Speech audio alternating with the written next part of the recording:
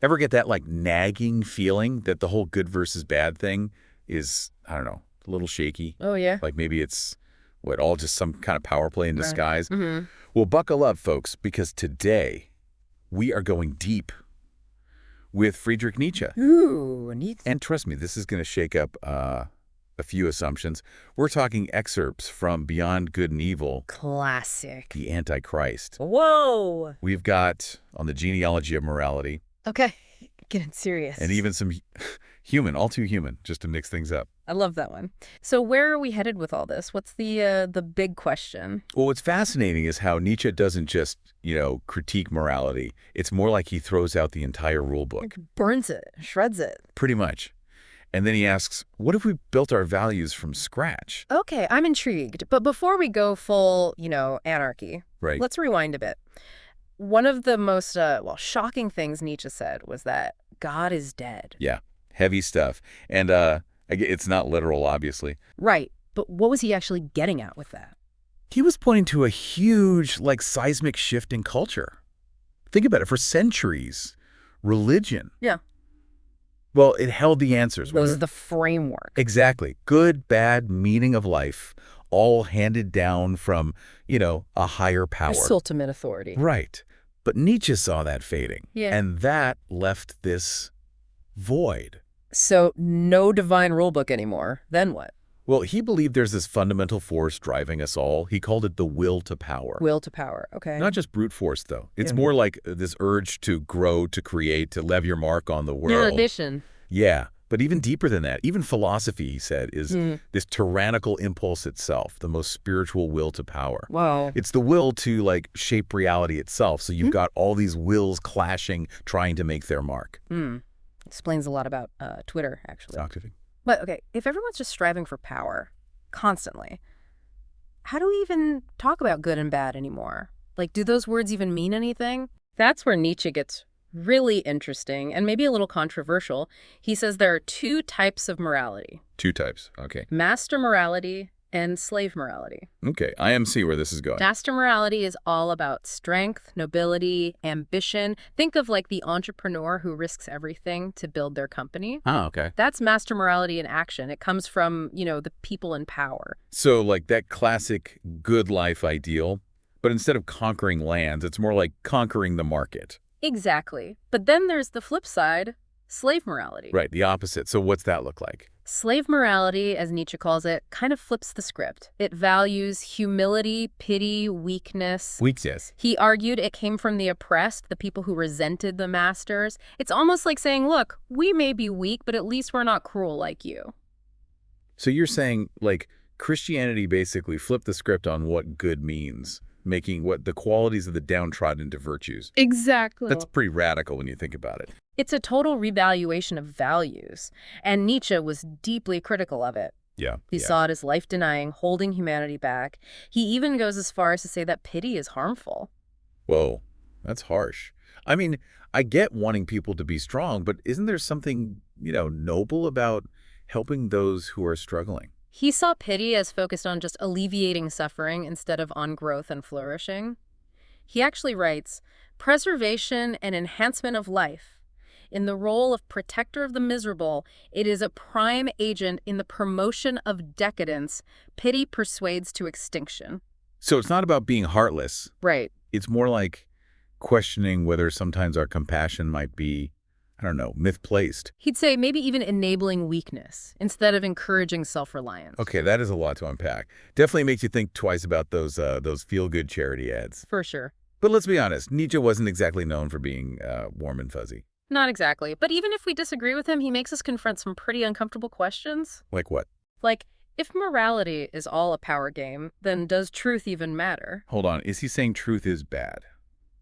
It's more complicated than that. I figured. He loved scientific inquiry, the pursuit of knowledge, but he also saw how some truths could be, life-denying. Wait, how can truth be bad? Think about it this way.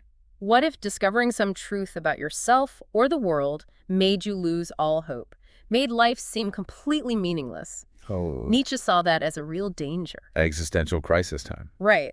In fact, he writes, Therein it seems to me that we should agree with the skeptical anti-realists and knowledge microscopists of the present day. Their instinct, which repels them from modern reality, is unrefuted.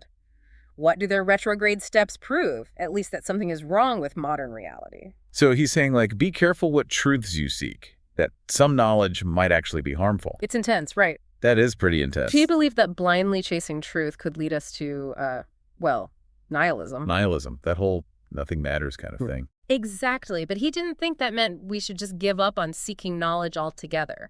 Okay, now I'm really curious. If we can't rely on traditional morality, or even trust every truth we find, what are we supposed to do? Like, wander around in a Nietzschean haze of confusion. Well, this is where his idea of the free spirit comes in. Free spirit, okay. He believed that there are people who could navigate this new world without fixed rules, people who could create their own values. So, like, Nietzschean superheroes. Haha, kinda. They're independent, courageous, not afraid to question everything. Sounds a bit lonely. Maybe. But they're also the ones who embrace complexity, and they can create meaning in a world without, easy answers. I'm sensing Nietzsche saw himself as one of these free spirits. Absolutely. His whole life, his work, it was all about challenging conventions, pushing boundaries. He was a free spirit in the truest sense. Definitely. All right, I think we need a moment to digest all that before we go any further. But this whole free spirit idea, it's definitely intriguing. It is. I can already feel some of our listeners out there thinking, maybe Nietzsche's onto something. And we're just getting started. Join us in part 2, where we'll really unpack what it means to be a free spirit and how Nietzsche's ideas can maybe help us navigate our own, pretty complex world. Welcome back. So last time, we kind of left off on this idea of the free spirit, right? Yeah. Intriguing, but maybe a little intimidating, too. A little bit. It's all about creating your own values. But honestly, where do you even begin with that? It's a big question. But I think it starts with realizing how much our thinking is shaped by forces we don't even really see. Okay, like what? Like, just take the word good, for example. Seems pretty simple, right? Yeah, good is good. What's the big deal? Well, Nietzsche actually traced its origins back to ancient Greece, and he found that originally good was associated with the noble class. It meant strong, powerful, victorious. Nothing to do with, like, being nice or selfless. Nope. More like the good life back then was all about conquering and, having everyone admire you. So it was about power, basically. Totally. But then Nietzsche argues this whole meaning got flipped. He called it the slave revolt in morality. Slave revolt. Yeah, it's where the oppressed basically started praising humility and weakness as good. Yeah. The qualities they were kind of forced to have. It's almost like a way of saying, we may not have power, but at least we're not jerks like you. Exactly. It's a power move in itself, right? Right. And Nietzsche saw this shift happening, especially through Christianity. Okay. Elevating suffering, self-denial, turning those into virtues. And he thought it led to this kind of like life-denying mindset. Where people focus on just enduring hardship instead of, striving for greatness or something? Right. I'm starting to see why he had such a problem with pity. Yeah. It's not that he wanted people to suffer, but he thought that, constantly focusing on weakness just held everyone back. He'd say it was about alleviating suffering instead of focusing on growth. Right. And flourishing. It's definitely a provocative viewpoint. Yeah, even today. But, okay, so if we're tossing out traditional morality and questioning the value of truth, yeah, how do we even navigate the world? It's like taking away our map and our compass. Well, maybe that's the exhilarating and terrifying thing about Nietzsche. He's not giving us a new set of rules. He's saying we have to create them ourselves. Okay, easy for him to say, sitting in his study writing books. How do we actually do that in real life? It starts with becoming a free spirit. Someone who can see beyond this whole good and evil thing, who questions everything, embraces complexity. So, become our own moral philosophers. Isn't that a bit much to ask? It's not about, becoming an expert. It's about cultivating a certain mindset, being skeptical of easy answers, seeking out different perspectives. And always pushing yourself. To grow. Yeah. Exactly. I'm sensing a theme here. Everything with Nietzsche comes back to this idea of growth and, self-overcoming. Totally. He was not a fan of complacency, that's for sure. He saw us as not as fixed, more like works in progress, always striving for something more. Right, right. But he did talk about this overman idea, didn't he? He did. Is that like what we're supposed to be aiming for? Some kind of Nietzschean ideal? It's not a specific person or even a set of qualities. Okay. It's more like a direction, an upward path of, of self-creation. Okay. Constantly pushing your own limits, exceeding expectations, becoming more than what you were yesterday. So no pressure then. Right. But seriously, is everyone capable of this overman thing? Or is it just for, like, a Nietzschean elite? He definitely had a bit of an elitist streak, I think it's fair to say. Yeah. He believed that, most people would rather just follow the crowd. He called them the last men. Last man. Content with comfort and security, no ambition for anything beyond that. Sounds kind of bleak. So how do we avoid becoming one of these last men? What separates the free spirits from, the herd? It's courage, I think. The courage to question, to challenge, to break free from the mold. Okay, yeah. It's about taking responsibility for your own life, your own meaning, not just accepting the one you're handed. I like that. It's not about being born special. It's about choosing to become something more. But this whole self-creation thing, it can feel pretty overwhelming. Any practical advice from Nietzsche on, where to even start? Well, he talks a lot about the importance of struggle. Struggle. He believed that true growth comes from confronting challenges, pushing beyond your comfort zone. He writes, after such a cheerful commencement, a serious word would fain be heard. It appeals to the most serious minds. Take care, you philosophers and friends of knowledge, and beware of martyrdom, of suffering for the truth's sake, even in your own defense. So, find a good fight. Maybe not literally. But, it's more like what you were saying before, right? We need to embrace challenges, not shy away from them. Yeah. See them as opportunities. Exactly. And it's not just about external challenges either. It's about being, ruthlessly honest with yourself. Ouch. Nietzsche was all about confronting your shadow side, your weaknesses, your less than noble motivations. Sounds painful, but I get it. We can't just focus on the good parts. Right. Real growth requires facing the whole picture. And being willing to let go. Yes. Of anything that's holding you back. Old beliefs, habits, even identities, if they don't serve you, ditch them. Nietzsche saw growth as this kind of constant transformation, almost like, a snake shedding its skin. To make way for the new. Exactly. That's a powerful image, this constant process of death and rebirth. Always becoming. Yeah. It's a process that can be both exhilarating and terrifying. But Nietzsche would say it's the only way to truly live.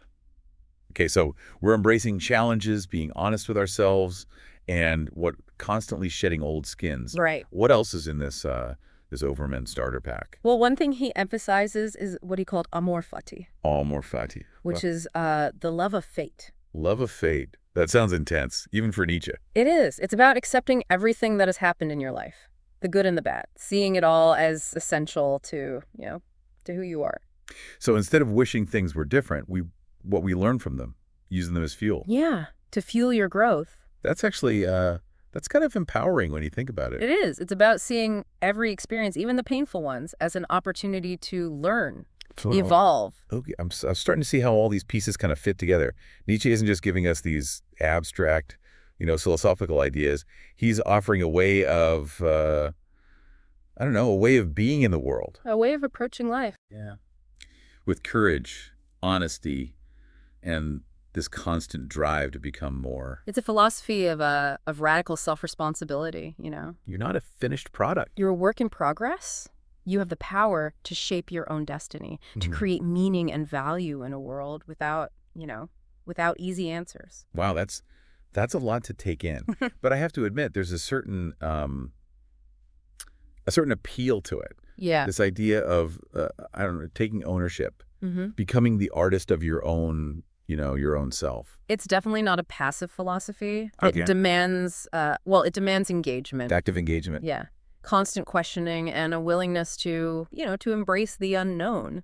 And on that note, Yeah. I think we need another pause. Yeah. Let all of this settle in a bit. But I have a feeling our listeners are already starting to see the world through a slightly different lens. Yes, for sure. Okay, so brains fully recharged. Hopefully. Last time, we were grappling with this whole becoming overmen thing, right? Right. Constantly striving, facing challenges head on. Yeah. It all sounds very epic, But how do we actually live that way?